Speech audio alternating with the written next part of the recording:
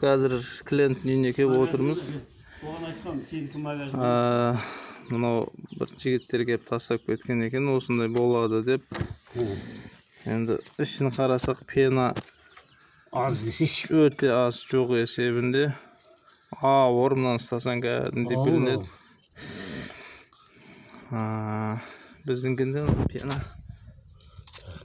жеп-жеңіл. Не сияқты болады? Жоқ, ол да шығады екен, бірақ судың бетінде тұрған жоқ. Бетінде тұрған жоқ. Ауыр.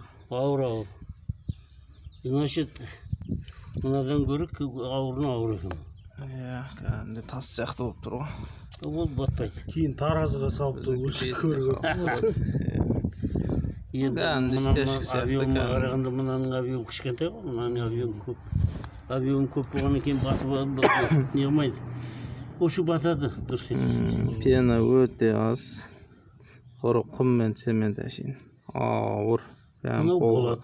Зілдей. Мұның енді су ақпаса маған, ең қорқынышым сол. Су ақпай ма? Су аз бұл, ақпайды. Астыға пленкаңыз бар. Бұның үстінде черный потолок бар ғой, олайды көріп тұған екен. Мұны 1000 теңгеден құямыз деген екен.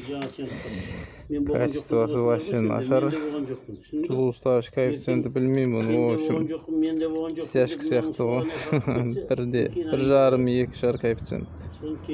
Ауыр.